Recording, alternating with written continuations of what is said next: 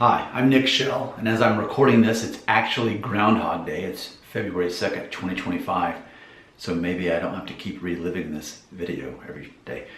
So you're watching this video because you've seen me perform my newest song called Can't Make You Happy, and if you haven't, I'll make it easy for you. There's a link in the description. You can watch me perform that song.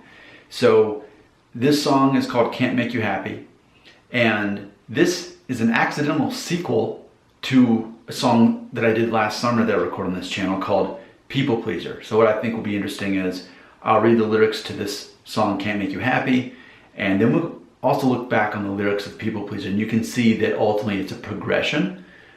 We can look at the maturity of the person writing the song and living the experience, because as I learned last year from writing the song People Pleaser, we're all at least a little bit of a people pleaser. So I wanted to unpack that with this song here as we look at the growth of the person living through this, which happens to be me. So here are the lyrics to Can't Make You Happy. And by the way, this is a song that was written very quickly, not that long ago, actually 2 days after Christmas last year. So this is really a song that came together quickly, but also I'm proud of the fact of from composing it, it's literally 2 chords back and forth. It's C and it's E minor, and then it reverses that pattern for the verses. But yeah, it's fun to be able to write songs with just 2 chords. I did a song like that last year. At the end, it was like the last song. It's called Watch It Work Itself Out. So just 2 chords, which it's fun to be able to do that and for it still to have meaning, and this one definitely does. So here we go. I know I can't make you happy. Now I see you resented me when I would try.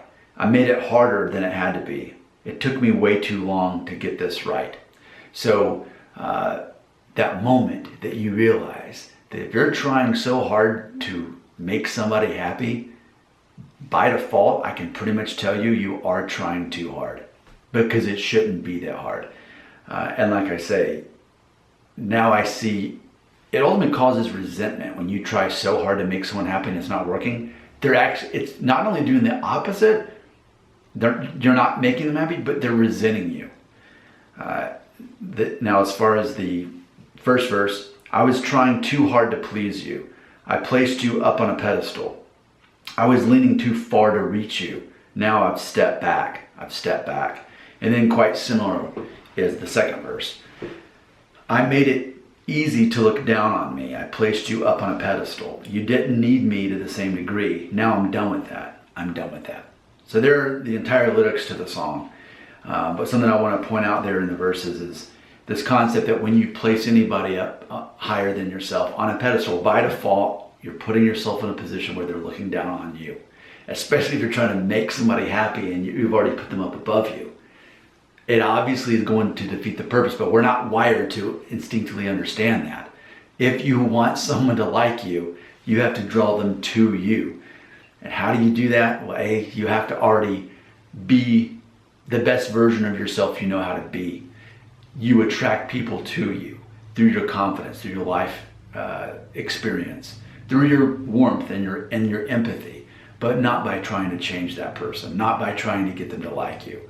When you stop trying is when it actually starts working, and then at that point you're not trying to make them happy.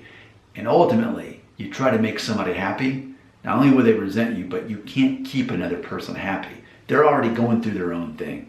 So you yourself have to be happy. You have to figure out how yourself to be happy and confident and calm and stable, and not needing the other person to not try to change the other person. You attract people accordingly. And it is impossible to make another person happy. It's impossible to change another person's mind and them still respect you. Likewise, it's impossible to get another person to be happy and to keep them that way. And it's not your responsibility. As the saying goes, let them. There's that big book about that that's really popular. And so also too, I put on there, you didn't need me to the same degree. So that's ultimately what it comes down to, is that in any relationship, at any given point, it can never truly be 50-50. It's going to be a little bit tug and pull from day to day, from hour to hour. And So who is this song about? This song is about my relationship with everybody on the planet. Anybody I have a relationship with, I realize now at age 43, at some point I've always tried too hard. And I need to stop trying as hard. It's as I even said it on there, in the chorus, I made it harder than it had to be.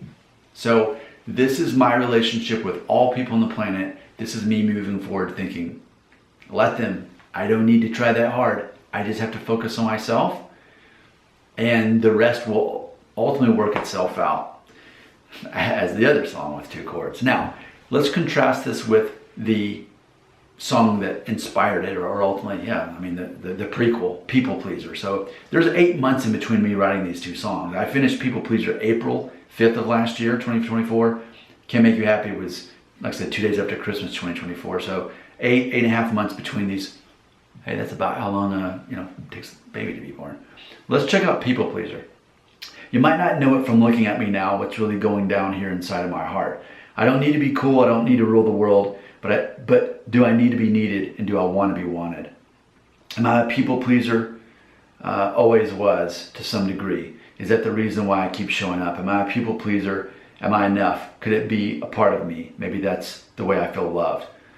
The next verse, you probably wouldn't think that somebody like me is really an introvert with an outgoing personality. It's just the way I cope with keeping people from thinking that I'm too quiet to be seen, that I'm invisible or dismissible. And then the last verse, I started asking cosmic questions, then fell under the impression that if no one seems to see me, maybe life is void of meaning. I can't deny I feel alive and connected to the universe, for better or worse, when I give more than I receive from others. So there you go. That's the prequel. Now, something I want to close on is for anyone keeping up with Enneagram. I have finally come to the conclusion quite recently, just a couple weeks ago, that I truly am an Enneagram 8, which makes this thing even more confusing. For last year, for me to understand that I am, I really do believe that all of us are people pleasers to some degree. But me of all people, the Enneagram 8, the one that basically is the control freak that wants to be in control of all things. So now I understand it better. Yes, there's a lot of me that throws up the apathy card, like, I don't care, this doesn't affect me.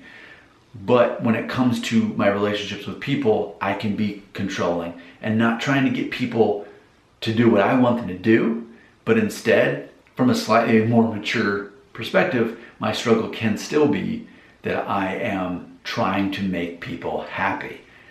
I know it sounds strange to be an Enneagram 8, to want to be in control of things, and not to control other people's actions, but to ultimately control people's emotions. And I think that's what this comes down to. This is a very big moment for me to realize. Last year I realized I'm a people pleaser. Now I realize the version of a people pleaser, that I'm trying to control people's emotions. It's not my responsibility. And even if I could, it's not my responsibility. So thanks for watching this video. Check out the song if you'd like. Click the link right there, and I'd love to hear from you in the comments.